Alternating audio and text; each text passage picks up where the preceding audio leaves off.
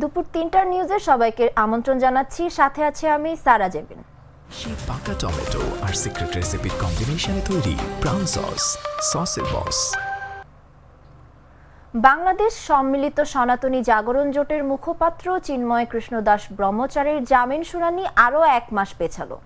আজ তার জামিন শুনানির জন্য দিন ধার্য ছিল। এদিন তার পক্ষে কোনো আইনজীবী শুনানি করেননি। আদালত নতুন করে আগামী ২ জানুয়ারি জামিন শুনানির জন্য দিন ধার্য করেন। আজ মঙ্গলবার বেলা 11:15টার দিকে চট্টগ্রাম মহানগর দায়রা জজ সাইফুল ইসলাম শুনানি শেষে এ তারিখ নির্ধারণ করেন। বিষয়টি নিশ্চিত করেন আইনজীবী সমিতির সভাপতি অ্যাডভোকেট নাজিম উদ্দিন। এর আগে গত বুধবার চিন্ময় কৃষ্ণের জামিন শুনানির সময় থাকলেও আইনজীবী সাইফুল ইসলাম আলিফ হত্যার ঘটনায় আইনজীবীরা আদালত বর্জন করেন, ফলে শুনানি হয়নি।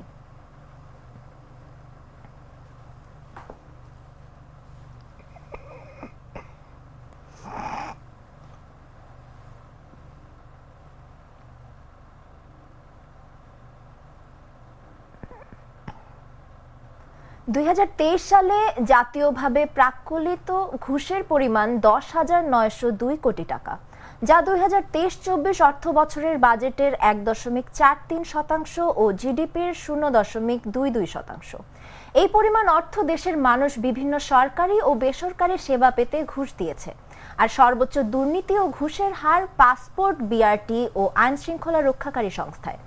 আজ মঙ্গলবার সকালে ধানমন্ডিতে টিআইবি কার্যালয়ে সেবা খাতে দুর্নীতি জাতীয় খানা জরিপ 2023 প্রতিবেদন প্রকাশ অনুষ্ঠানে এসব তথ্য জানানো হয়। প্রতিবেদনে জানানো হয়, সেবা পেতে খানা বা পরিবার প্রতি 5,680 টাকা ঘুষ দিতে হয়েছে। গড় ঘুষের পরিমাণ সবচেয়ে বেশি বিচারিক সেবা, ভূমি সেবা ও ব্যাংকিং খাতে। সেবা পেতে 70.9% পরিবার দুর্নীতি ও 50.8% পরিবার ঘুষের শিকার হয়েছে। দিলে সেবা খাতে দুর্নীতি শিকার হতে, ঘুষ না দিলে সেবা খাতে সেবা পাওয়া যায় না, তারা ঘুষ দিতে বাধ্য হয়েছে। আমাদের হিসাব মতে যেটা দেখা যাচ্ছে যে বাংলাদেশে 2009 থেকে 2024 পর্যন্ত, 24শে এপ্রিল পর্যন্ত সেবা খাতে যে দুর্নীতিগত ঘুষ লেনদেন হয়েছে। ভারতের আগরতলায় বাংলাদেশের সহকারী হাই কমিশনে হামলার ঘটনার কড়া সমালোচনা করেছেন অন্তর্বর্তী সরকারের আইন, বিচার ও সংসদ বিষয়ক উপদেষ্টা ডক্টর আসিফ নজরুল। ভারত সরকার বাংলাদেশের সহকারী হাই কমিশনে নিরাপত্তা দিতে ব্যর্থ হয়েছে বলেও অভিযোগ করেন তিনি। সোমবার রাতে নিজের ভেরিফাইড ফেসবুক পেজে দেওয়া এক পোস্টে আসিফ নজরুল এই অভিযোগ করেন। তিনি বলেন, আন্তর্জাতিক আইন অনুসারে ভারতের মাটিতে বাংলাদেশের সহকারী হাই কমিশনকে পরিপূর্ণ নিরাপত্তা দেওয়ার নিশ্চিত করতে হবে। তারা এটি করতে ব্যর্থ হয়েছে। এই ব্যর্থতার নিন্দা জানাই পশ্চিমবঙ্গের মুখ্যমন্ত্রী মমতার মন্তব্যের। ভারতের বিভিন্ন অঞ্চলে যা ঘটে সংখ্যালঘু ও দলিত সম্প্রদায়ের ওপর, এর জন্য বরং উল্টো ভারতের লজ্জিত হওয়া উচিত।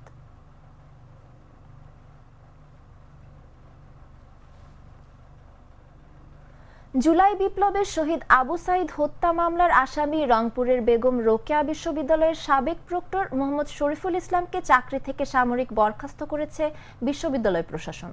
তিনি রাষ্ট্রবিজ্ঞান বিভাগের সহযোগী অধ্যাপক। সোমবার বিশ্ববিদ্যালয়ের রেজিস্ট্রার ডক্টর মোহাম্মদ হারুনুর রশিদের সই করা এক বিজ্ঞপ্তির মাধ্যমে সাময়িক বরখাস্তের খবর জানানো হয়। বিজ্ঞপ্তিতে জানানো হয়, বেরোবের ইংরেজি বিভাগের শিক্ষার্থী শহীদ আবু সাইদ হত্যা মামলায় গত 19 November police bureau of investigation কর্তৃক গ্রেফতার হওয়ার সরকারি চাকরি আইন 2018 এর 29(2) ধারা মোতাবেক শরীফুল ইসলামকে চাকরি থেকে সাময়িক বরখাস্ত করা হয়েছে।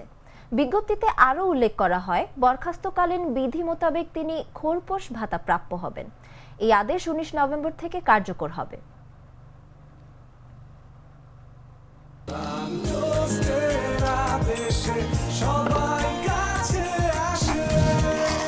প্রিমিয়াম ময়দা থেকে তৈরি, প্রোটিন, আয়রন ও ফাইবার সমৃদ্ধ প্রাণ টোস্ট। প্রাণ টোস্টের আবেশে সবাই কাছে আসে। প্রাণ, দ্য টেস্ট অফ লাইফ।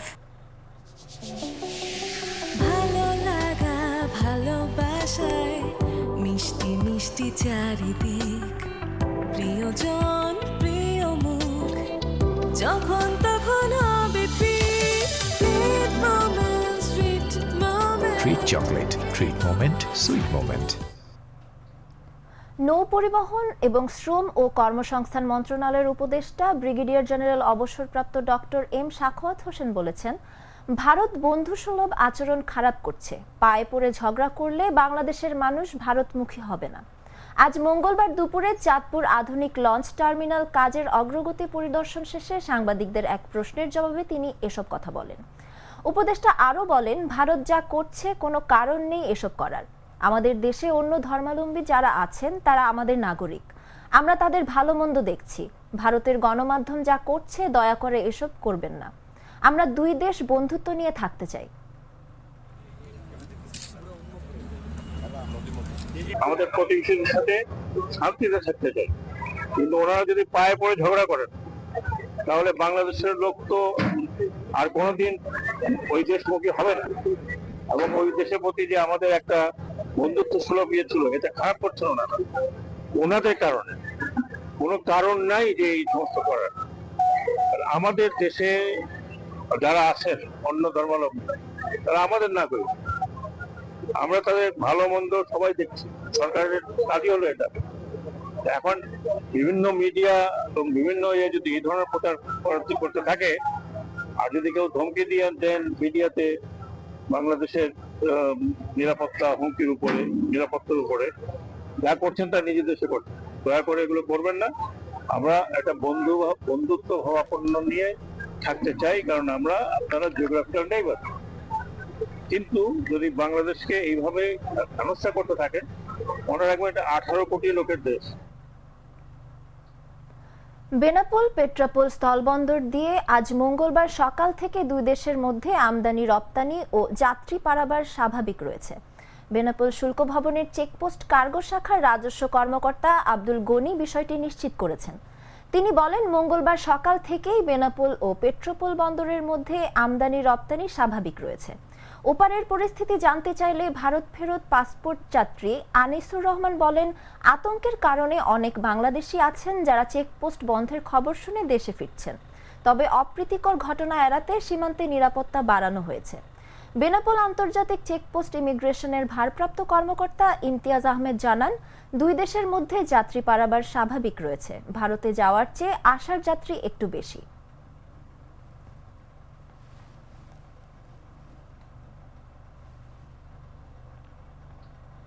জানাবো আন্তর্জাতিক সংবাদ।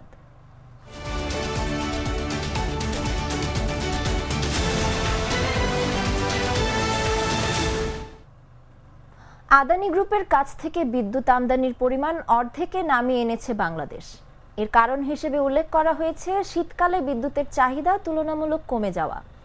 কয়েকশো মিলিয়ন ডলারের বকেয়া নিয়ে মতবিরোধের মধ্যেই এমন সিদ্ধান্ত নিল বাংলাদেশ বিদ্যুৎ উন্নয়ন বোর্ড। সোমবার ব্রিটিশ বার্তা সংস্থা রয়টার্সের এসব তথ্য জানিয়েছে। বাংলাদেশ বকেয়া পরিশোধে দেরি করায় আদানি পাওয়ার 31 অক্টোবর থেকে বাংলাদেশে বিদ্যুৎ সরবরাহ অর্ধেক করে নিয়েছে। সে সময় বাংলাদেশ বৈদেশিক মুদ্রার ঘাটতির মুখোমুখি ছিল। এরই ধারাবাহিকতায় বাংলাদেশ সরকার আদানিকে আপাতত অর্ধেক বিদ্যুৎ সরবরাহ বজায় রাখতে বলেছে। তবে পুরনো বকেয়া পরিশোধের আশ্বাস দিয়ে বলে জানিয়েছেন বাংলাদেশের সংশ্লিষ্ট কর্মকর্তারা।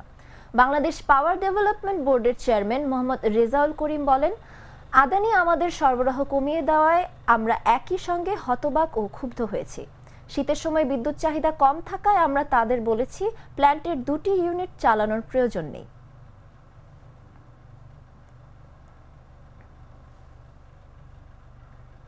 যুদ্ধবিরতি কার্যকরের কয়েকদিনের মাথায় আবারও সংঘর্ষে জড়িয়েছে ইসরায়েল ও লেবাননের ইরান সমর্থিত সশস্ত্র গোষ্ঠী হিজবুল্লাহ। সোমবার ইসরায়েলের হামলায় লেবাননে আরও 11 জন নিহত হয়েছেন, আহত হয়েছেন কয়েকজন। কাতার ভিত্তিক সংবাদ মাধ্যম আল জাজিরা জানিয়েছে, সোমবার যুদ্ধবিরতি লঙ্ঘন করে লেবাননের দক্ষিণাঞ্চলে বিমান হামলা চালায় ইসরায়েল। এতে অন্তত 2 জন নিহত হন। পরে ইসরায়েলি সামরিক বাহিনীর অবস্থান লক্ষ্য করে সতর্কমূলক গুলি ছোড়ে হিজবুল্লাহ। এরপর লেবাননের একাধিক জায়গায় বিমান হামলা চালায় ইসরায়েলি বাহিনী। এ সময় আরও 9 লেবানিজ নিহত হন।